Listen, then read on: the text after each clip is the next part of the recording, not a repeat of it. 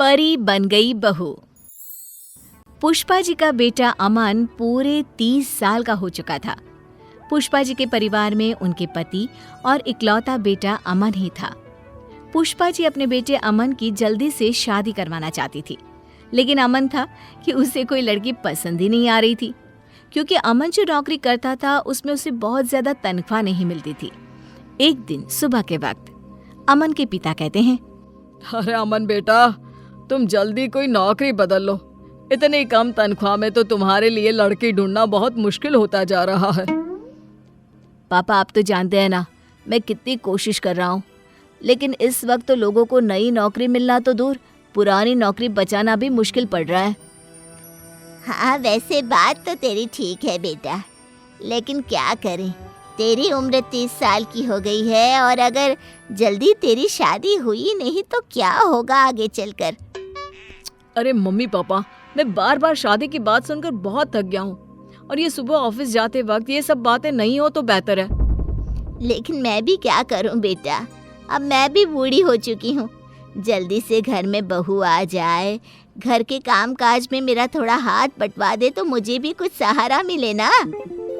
मैं समझता हूँ, लेकिन मैं क्या कर सकता हूँ।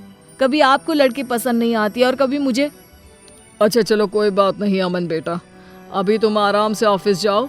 मेरे दूर के एक दोस्त हैं, उनका फ़ोन आया था, उनकी रिश्तेदारी में कोई लड़की है, कल हमें उसे देखने जाना है। फिर से लड़की देखने जाना है पापा? मैं परेशान हो चुका हूँ ये बार बार नई नई लड़कियां देख देख कर। अरे अब ये तो करना ही पड़ेगा ना, तुम्हें इसमें भी कोई परेशानी है? नहीं माँ, कोई परेशानी नहीं है। ठीक है, मैं कल आपके साथ लड़की देखने चलूँगा। अमन परेशान होकर अपने ऑफिस चला जाता है और अगले दिन अमन और उसके मम्मी पापा लड़की देखने के लिए लड़की वालों के घर जाते हैं। लड़की की माँ कहती है, ये हमारी बेटी है सुधा, बहुत संस्कारी है हमारी बच्ची। जी हाँ, आपकी बेटी तो दिखने में भी काफी अच्छी लग रही है। भाई मुझे तो ये बहुत पसंद है। अब आपको भी हमारा बेटा पसंद हो तो आप भी बता दीजिए। देखो बहन जी, दिखने में तो आपका बेटा भी काफ़ी अच्छा दिखता है, बस अब यही जानना बाकी रह गया है कि आपका बेटा कमाता क्या है। मेरी तनख्वाह 20,000 है। हो सकता है आने वाले टाइम में मुझे कोई अच्छी नौकरी मिल जाए और तनख्वाह और बढ़ जाए। जी हाँ, मेरा बेटा पूरी कोशिश कर रहा है और बहुत जल्दी उसको अच्छी नौकरी भी मिल जाएगी। लेकिन इस बात की कोई गारंटी थोड़ी ना है, शादी के बाद भी अगर आपके बेटे को अच्छी नौकरी नहीं मिली तो। हाँ जी, आप बिल्कुल ठीक कह रहे हैं, और वैसे भी 20,000 में आजकल होता ही क्या है। माफ कीजिएगा भाई साहब, हमें ये रिश्ता मंजूर नहीं। देखा माँ, मैंने आपसे पहले ही कहा था, जहाँ आपको लड़की पसंद आ जाती है वहाँ पर मेरी कम तनख्वाह के चलते कोई शादी करने को तैयार नहीं होता। ये सारी बातें हम घर चलकर भी तो कर सकते हैं। अमन, गुस्सा करने का कोई फायदा नहीं। अमन अपने परिवार के साथ वापस घर लौट आता है। कुछ दिनों के बाद पुष्पा जी एक नया रिश्ता लेकर अमन के पास जाती हैं। अमन बेटा, देखो मेरी सहेली की बेटी है, इसका रिश्ता आया है तुम्हारे लिए। ये लोग कल ही हमारे घर आ रहे हैं। ओहो, फिर से लड़की देखनी पड़ेगी क्या? एक आखिरी बार, और मुझे लग रहा है कि इस बार तुम्हारा रिश्ता जरूर हो जाएगा।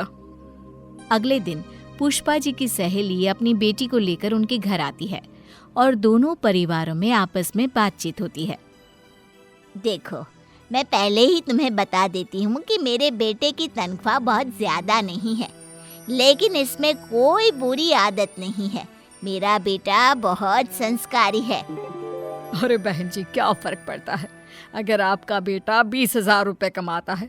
लड़का भाई अच्छा होना चाहिए, पैसों का क्या है, वो तो बाद में भी कमा लेगा। ये हुई ना बात, फिर तो हमारे बच्चों का रिश्ता जरूर पक्का हो जाएगा। बस अमन अपना जवाब बता दे। अमन बेटा, तुम्हें मेरी बेटी पसंद तो है ना? क्या मैं इस बात का जवाब 1-2 दिन में दे सकता हूँ? मेरा मतलब अभी मैं कुछ डिसाइड नहीं कर पा रहा हूँ। इतनी जल्दी कुछ भी कहना मेरे लिए मुश्किल है। पुष्पा जी की सहेली अपनी बेटी के साथ अपने घर वापस लौट जाती है। उनके जाने के बाद अमन नाराज होते हुए अपनी माँ से कहता है, क्या माँ, आपने देखा वो लड़की दिखने में बिल्कुल खूबसूरत नहीं है, मुझे नहीं करनी उससे शादी। तुम्हारी बात तो ठीक है बेटा, लेकिन अब हमारे सामने कोई चारा भी नहीं है। उस लड़की को तुम्हारी कम तनख्वाह से कोई फर्क नहीं पड़ता। मेरे हिसाब से तो ये बहुत अच्छा रिश्ता है। लेकिन अमन पुष्पा जी की सहेली की बेटी के साथ शादी करने को तैयार ही नहीं होता। फिर से वही बात हो गई। कभी लड़की सुंदर नहीं मिलती, और अगर लड़की सुंदर मिलती है तो तुम्हारी तनख्वाह की वजह से रिश्ता नहीं हो पाता। अमन अपने मम्मी पापा की बातों से परेशान होकर घर से बाहर निकल जाता है। रात बहुत हो चुकी थी। अमन बहुत परेशान था। वो एक पार्क में जाकर बैठ जाता है। तभी पार्क में पीछे झाड़ियों से किसी के रोने की आवाज उसे सुनाई देती है। कौन है? कौन वहां रो रहा है? मैं हूँ, इन पेड़ों के पीछे। अरे लेकिन तुम कौन और पेड़ों के पीछे क्या कर रही हो? तुम तो दिखने में किसी परी की तरह लग रही हो। मैं परी ही हूँ, मेरा नाम परी है। अरे तुम्हारा नाम क्या, तुम तो बिल्कुल परियों की तरह खूबसूरत हो। लेकिन तुम इस तरह रो क्यों रही हो और इतनी रात को पार्क में अकेले क्यों बैठी हो? मेरा इस दुनिया में कोई नहीं है, मैं एकदम अकेली हूँ। मेरे माँ बाप दोनों का निधन हो चुका है। कुछ गलत लोगों ने मेरा पीछा करने की कोशिश की तो मैं यहाँ आकर छुप गई। अरे लेकिन तुम यहाँ कब तक छुपी रहोगी? तुम यहाँ पर सेफ नहीं हो। तो क्या करूँ, कहाँ जाऊँ, मेरे खुद समझ में नहीं आ रहा। अरे रो मत, एक काम करो, तुम मेरे साथ मेरे घर चलो, वहां पर तुम सुरक्षित रहोगी। अमन उस लड़की को लेकर अपने घर आ जाता है। उस लड़की की खूबसूरती देखकर पुष्पा जी हैरान हो गई थी। वो लड़की 4-5 दिन अमन के घर पर ही रहती है। उस लड़की का व्यवहार देखकर अमन के पिता भी बहुत खुश थे और इसीलिए एक दिन सुबह के वक्त, देखो बेटी, मैं ये तो नहीं जानता कि तुम कौन हो, लेकिन मैं तुम्हें अपने घर की बहू बनाना चाहता हूँ। हाँ, मैं भी कब से वही बात सोच रही थी, लेकिन फिर मुझे लगा पता नहीं परी को अच्छा लगे भी या नहीं। मुझे इस बात से कोई ऐतराज नहीं है। वैसे भी आप लोगों ने मुझे इतना प्यार दिया है, लेकिन अगर अमन जी कहेंगे तो ही मैं उनसे शादी करूंगी।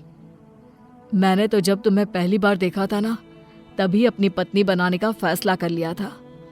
तुम हो ही इतनी खूबसूरत, और फिर तुम्हें मेरी कम पैसों वाली नौकरी से भी तो कोई परहेज नहीं है। नहीं, मुझे आपका परिवार बहुत अच्छा लगा और मैं हमेशा आप लोगों के साथ रहना चाहती हूँ। और इस तरह पुष्पा जी को परी के रूप में एक बेहद खूबसूरत बहू मिल गई।